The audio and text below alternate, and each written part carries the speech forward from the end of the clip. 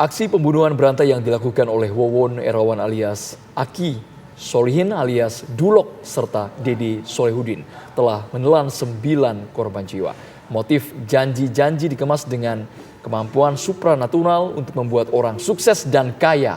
Mereka lancarkan saat korban mulai menagih janji, maka mereka tidak segan menghabisi nyawa.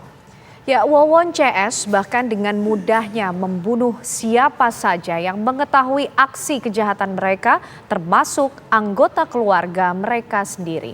Bagaimana Wawon CS bisa leluasa melakukan aksi keji ini dan apa yang membuat para korban bisa terjerat pesona Wawon? Sudah bergabung bersama kami pemirsa psikolog forensik Reza Indragiri dan juga kriminolog Adrianus Meliana. Selamat sore Mas Reza dan juga Prof Adrianus. Sore, Assalamualaikum. Selamat sore. Ya, saya mau ke Prof Adrianus lebih dahulu. Prof, bagaimana Prof Adrianus melihat dan menggambarkan pelaku dari Wawon ini, Prof, termasuk cara kerja dia dalam melakukan pembunuhan berantai ini? Sebetulnya Indonesia pernah punya pengalaman yang kurang lebih sama ya. Di Medan itu ada namanya Dukun Ahmad Suraji. Ya, dia juga punya motif yang kurang lebih sama, yakni dengan iming-iming kemampuan kliniknya, kemudian lalu mengundang orang, dalam hal ini wanita, untuk ikut serta dalam kegiatan kliniknya. Lalu ketika tidak sadar dengan situasinya, lalu kemudian dibunuh.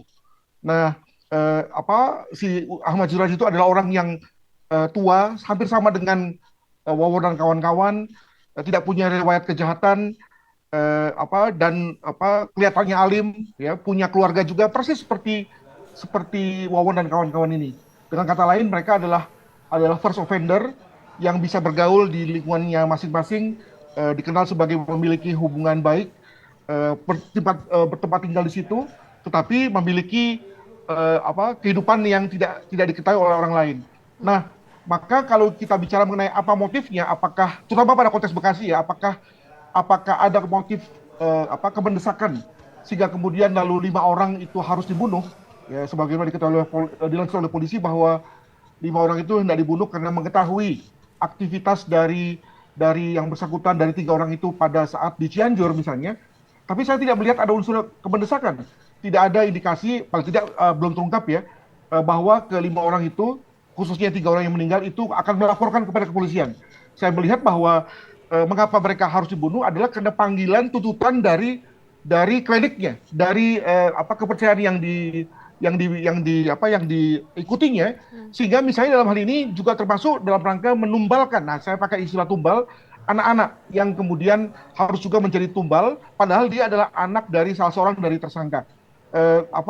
Hanya itulah penjelasannya mengenai mengapa anak-anak itu harus menjadi tumbal, karena untuk melaporkan mungkin belum bisa. Untuk kalau kita pakai pendekatan zaman dulu, membalas dendam juga mungkin belum bisa.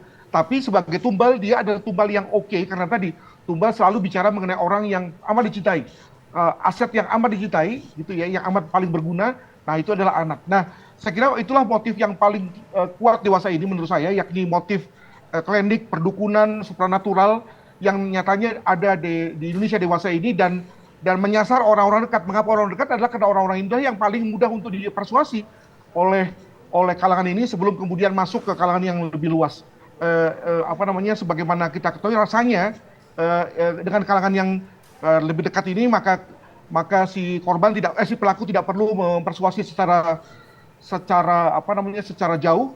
Dan juga di pihak lain ketika hendak membunuh juga kemudian lalu bisa dilakukan dengan mudah, karena tadi mudah sekali meyakinkan korban tersebut. Saya kira itu dulu dari saya. Baik, Prof Adrianus, kami ingin tahu karena pemilihan diksi dari Prof Adrianus bahwa memilih tumbal seperti itu. Kesannya orang-orang yang menjadi korban ini adalah sebuah kelakuan yang dilakukan oleh Wawon CS dengan sangat keji terhadap orang-orang dekatnya. Karena dari 9 korban ini, Prof, ternyata ada juga 3 yang merupakan istrinya. Bahkan ada yang mertuanya, ada anaknya pula, Prof Adrianus. Apakah memang semua orang dekat ini harus menjadi tumbal dengan tadi alasan klinik, kemudian supranatural, atau bagaimana, Prof, penjelasannya?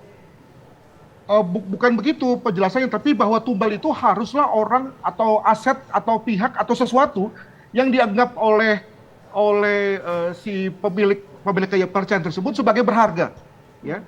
Nah, dalam hal ini maka sesuai juga dengan anggapan masyarakat pada umumnya, maka anaklah yang dianggap sebagai paling berharga, dan untuk itulah maka kemudian anak itulah yang ditumbalkan.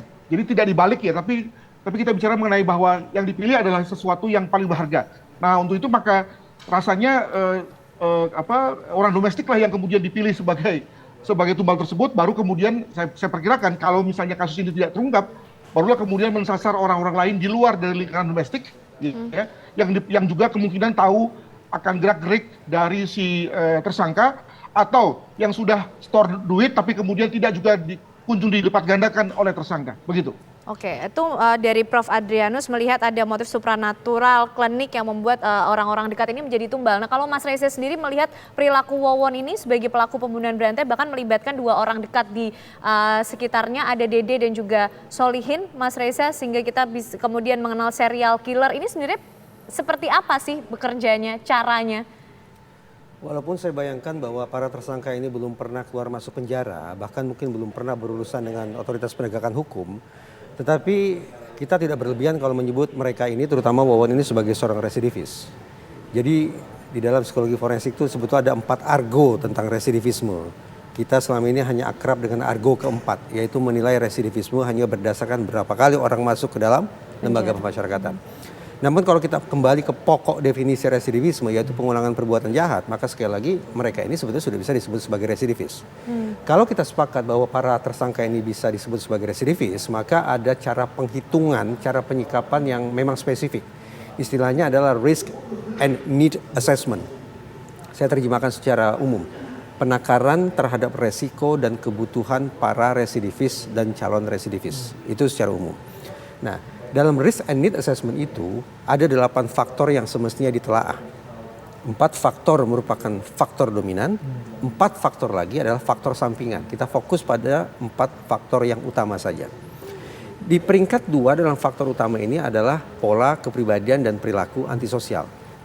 Perkiraan saya, tentu saja harus didalami oleh pihak kepolisian ya, bahwa boleh jadi para tersangka, terutama sekali Wawon ini, memiliki ciri yang satu ini, yaitu adanya pola kepribadian atau pola perilaku antisosial. Konsekuensinya adalah kalau yang bersangkutan memang diketahui memiliki pola kepribadian dan perilaku semacam itu, maka pantas bagi pihak Polda Metro Jaya untuk terus bertanya, untuk terus curiga. Berapa kira-kira korbannya? Berapa episode pembunuhan sudah dilakukannya? Jadi tidak serta-merta menganggap oke, semua sudah terungkap, lalu kita anggap pengungkapan sudah cukup karena Wawon sudah dianggap cukup kooperatif, sudah bekerja sama, sudah menyampaikan informasi. Justru menurut saya sekali lagi, kalau alur berpikir yang saya utarakan tadi bisa diterima, maka tetap perlu didalami kemungkinan adanya episode pembunuhan lainnya, termasuk lokasi-lokasi pembuangan korban lainnya. Antisosial tapi Mas yang cukup mencengangkan, Wawon ini bisa merayu banyak sekali perempuan. Buktinya istrinya ada lebih dari 5, ada 6 bahkan yang kami catat. Kita acap kali salah kaprah memandang bahwa orang yang berkepribadian atau berperilaku antisosial adalah orang yang tidak suka bergaul. Bukan begitu. Orang yang berkepribadian atau berperilaku antisosial adalah orang yang cerdas, yang bisa bersosialisasi, namun dalam relasi sosial tersebut tujuannya adalah manipulatif. Jadi bukan bagaimana mendatangkan manfaat untuk kita atau untuk orang lain, tapi orang dengan kepribadian atau perilaku antisosial akan membangun relasi sosial untuk kepentingan dirinya. Jadi bagaimana dia melakukan rekayasa atau manipulasi atau social engineering sedemikian rupa agar kemudian situasi itu sesuai dengan apa yang dia kehendaki. Bukan agar bagaimana dia sungguh-sungguh bisa diterima oleh orang lain, tetapi bagaimana agar orang lain sungguh-sungguh bisa sesuai dengan kepentingan dia, sesuai dengan kebutuhan dia. Itu yang harus kita luruskan terkait dengan apa sesungguhnya dimaksud dengan kepribadian atau perilaku antisosial. Bukan anti pergaulan, bukan tidak suka bersosialisasi, tetapi bersosialisasi dengan tujuan yang manipulatif. Oke, nah kalau Prof. Adrianus melihat Prof.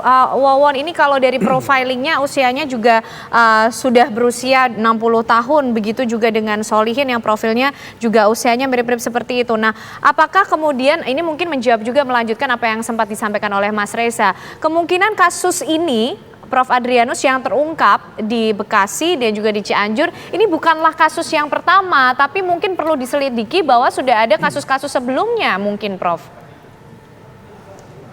Betul sekali. Jadi kalau dilihat dari, ya kalau harus mau diakui dengan jujur bahwa sebetulnya kan ini bukan suatu kegiatan lidik yang terencana kan. Polisi pertama-tama mau melihat ke kasus keracunan, tapi lama-lama karena melihat situasi TKP mulai mengubah anggapannya menjadi kasus diracunnya orang. Apalagi ketika ditemukan lubang, maka kemudian diduga diracun plus dibunuh pula, begitu ya. Dengan kata lain, timelinenya belum kelihatan sih, kelihatannya ya. Barulah kemudian dari kasus di Bekasi ditemukan di Cianjur, lalu di Cianjur ditemukan di Subang, dan belum kelihatan menurut saya apakah antara di Cianjur, di Subang lalu tidak ada kegiatan pembunuhan yang lain, atau kegiatan Cianjur menjadi kegiatan awal segala-galanya, sehingga boleh dibilang bahwa pembunuhan dari 2 orang TKW itu adalah pembunuhan yang paling awal, susah untuk diketahui. Maka bagi polisi perlu pertama-tama mengetahui timeline tersebut, kapan first killing itu dilakukan, dan lalu kemudian mana second and third killingnya. Jangan lupa bahwa akan terlihat polanya di mana ketika pada first killing itu kemudian lalu dilakukan misalnya ya dengan tergesa-gesa, khawatir, tidak rapih, tapi kemudian pada saat yang kedua, ketiga, dan seterusnya, lalu mulai ada situasi di mana yang bersangkutan atau para pelaku itu menguasai diri, take control, dan bahkan mungkin nyaman. Dan bahkan saya kira pada konteks yang ke-5, ke-6, sampai ke-9 itu, dia hanya berpikir bahwa hanya dengan membunuhlah, maka solusi akan diperoleh. Apa solusi untuk apa? Yakni solusi untuk mendapatkan tadi kemampuan klinik yang lebih tinggi tadi. Tidak ada hal yang lain, tidak ada cara lain. Nah, dengan kata lain, maka kalau pada awalnya pembunuhan menjadi satu instrumen untuk mencapai tujuan, maka pada saat yang ke-8, ke-9, pembunuhan sudah menjadi suatu hal yang memang hendak dicari dari awal. Demikian. Baik, kita ke Mas Reza. Sesaat lagi Mas Reza, kami ingin tahu, karena tadi konteksnya ada 2 poin yang sudah disebutkan Mas Reza, bahwa pelaku ini ya tergolong residivis nih Mas. Kemudian antisosial. 2 poin primer lainnya seperti apa Mas Reza? Sesaat lagi hanya di Kabar Petang. Pemirsa, tetaplah bersama kami.